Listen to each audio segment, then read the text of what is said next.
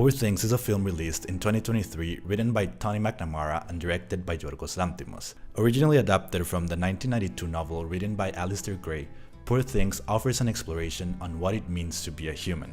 This is done through the character of Bella Baxter, who has a very particular and honestly quite disturbing story. The premise revolves around the original Bella having been pregnant when she attempted to kill herself, and a mad scientist type of character picked up her body, extracted the brain of the child, placed it into her adult body, and reanimated her, effectively having the child's brain come to life in her mom's body.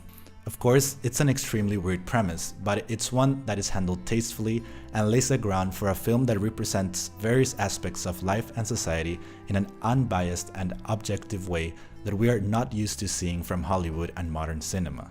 Through this absurd situation where an infant's brain is quickly developing in a grown woman's body who's thrown into society, we as the audience are allowed to see the world in the most objective and unbiased lens possible, Bella's point of view. This POV of an innocent infant that has to deal with society whilst being completely unaffected by its norms lent itself to a socially unbiased portrayal of modern issues which we rarely see in modern cinema, specifically regarding the portrayal of women. So that's what I want to talk about. From the standpoint of female representation in film, I'd like to explore how Poor Things offers such an objective and healthy representation of women when compared to other modern movies. An aspect that contributes to the ethical portrayal of women seen in the film are the male characters that surround Bella, specifically through their feelings toward Bella's agency and decisions. These male characters are Godwin, Bella's creator, Max, Godwin's right-hand man, who ends up together with Bella, Duncan, a lawyer who tries to take advantage of Bella, and Alfie, who was married with Victoria, the original Bella before she committed suicide. Each of them serve as renditions of different behaviors toward women that are seen in men today. What they all have in common is their seeming need to trap Bella in one way or another. Alfie is the most blatant one, with him trying to physically lock up Bella inside his palace, as well as attempting to have her castrated to avoid her from experiencing sexual pleasure. This is a representation of men who simply cannot fathom having women out of their control. Even for Bella's sexual pleasure, Alfie believed that he should have the say. It seems like an extreme character, but we must keep in mind that men like this do exist and are probably more common than we'd like to think. Godwin also had her physically locked up in the beginning of the movie in his house, but he did it under the pretense of fatherly love and parental instincts that called upon him to protect her. Now, I don't doubt that Godwin truly felt this love, but it's a testament to the control over them that women have to endure for one reason or another. Even if it's something seemingly well-intended like the protection of a father, it's something that's constantly brought upon women, making them feel like they need a male protector, like the world is too dangerous for them alone, and generating guilt in them if they feel like defying said dynamic. Duncan tries to limit Bella's education and access to the outside world, representing a very common method of control that some men try to exercise in women. The thing is that Bella takes none of this, so the moment that Duncan couldn't control her like he wanted, his world fell apart. He could not comprehend the rejection he suffered and the ineffectiveness of his methods of control.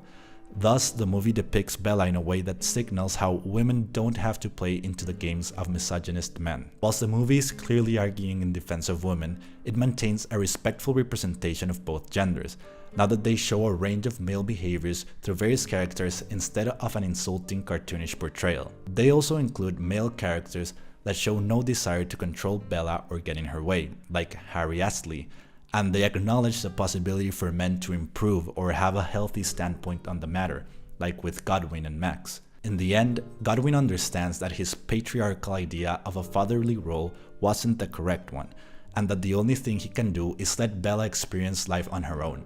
So lastly, that brings us to Max, who, whilst instinctively wanting to trap and protect Bella at the beginning, because that is what is instilled in men's heads nowadays, in the end, he manages to reflect and move away from that sentiment and understand Bella's worth and her valid agency in her decision-making. This use of male characters in relation to Bella's portrayal provides a representation of gender in the film that calls out these male roles that a patriarchal society has instilled, instead of glorifying them and participating in the promotion of this like so many modern movies do. The film doesn't glorify a male protector or the female's need for a guardian. It instead exposes and makes fun of masculine social expectations and insecurities that are rarely touched upon in popular films, thus providing an ethical and healthy portrayal of gender that can be beneficial to anyone who consumes it. Then we have the movie's portrayal of Bella's sexual freedom and liberation, which also contributes to the ethical representation of women in film. Through Bella, the movie manages to point out how harsh sexual judgment can be on women, by showing us a woman that is unfamiliar with these standards and is thus unafraid to have absolute sexual freedom and agency over her body, not minding the judgment she might receive. Although unafraid, she does receive all sorts of backlash because of her sexual exploration, which serves to point out the contrast of true freedom that women deserve compared to the way that they are actually expected to act in society. Bella starts to innocently experiment with her body, simply exploring something that feels good without limitations or shame being previously instilled into her psychology. After her sexual journey, which included her decision to prostitute herself, she was able to reach her own healthy conclusions around sex, that sex isn't everything and that maybe following some social norms and politeness regarding the topic is good and can be actually beneficial. Due to her freedom, she was able to explore, live it on her own flesh, and manage to reach her own conclusions, a luxury that many women aren't given in the modern day. Many are taught to approach their sexuality with extreme fear and caution, as if it were something they shouldn't desire, something that will lower their purity, their worth, and desirability.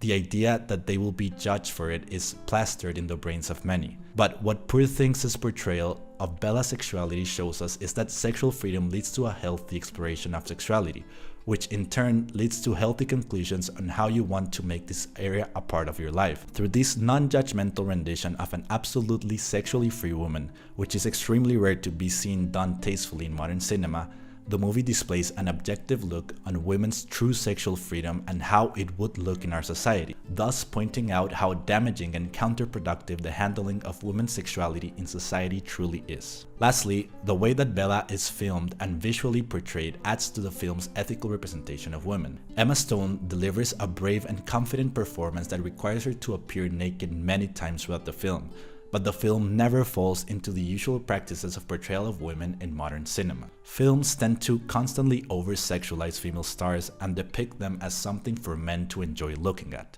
This has been recently labeled as the male gaze, and Poor Things truly shies away from that. Bella's sex scenes have a narrative purpose. They don't just exist for the sake of exploiting an attractive actress to allure attention by portraying her erotically. They are simply necessary parts of the story where it makes sense for her to be naked, so it is filmed with a lack of bias that suggests nothing about the genders on display.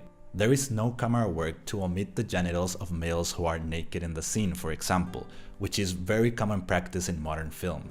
They ignore the male body while erotically accentuating female ones. Poor Things displays both absolutely equally, offering sheer unprejudiced filmmaking that suggests nothing but the objectivity of the events we are watching unfold. And this is not only in the scenes featuring nudity. Throughout the film, the male gaze is nowhere to be seen. The film provides an adequate and truly equally visual portrayal that is healthy for society to consume. If all films were made like this, I'm sure plenty of people would have less distorted perceptions of the expected role of women and their sexuality. To wrap up, I think my points have already spoken for themselves on why Poor Things delivers such a socially responsible and ethical representation of women. The film shows us a woman who's free from the shackles of society, offering a representation of the freedom women should have and deserve, and it displays heavy opposition to this freedom from society's part to point out how twisted our society can be regarding women. The portrayal of her sexual liberation shows us how things should be but aren't, and she is visually portrayed in an objective and non-exploitative way that is refreshing and a rare find in modern popular cinema. In the end, Bella recognizes that for true change and empowerment to occur, it must come from outside the established patriarchal system we have in place.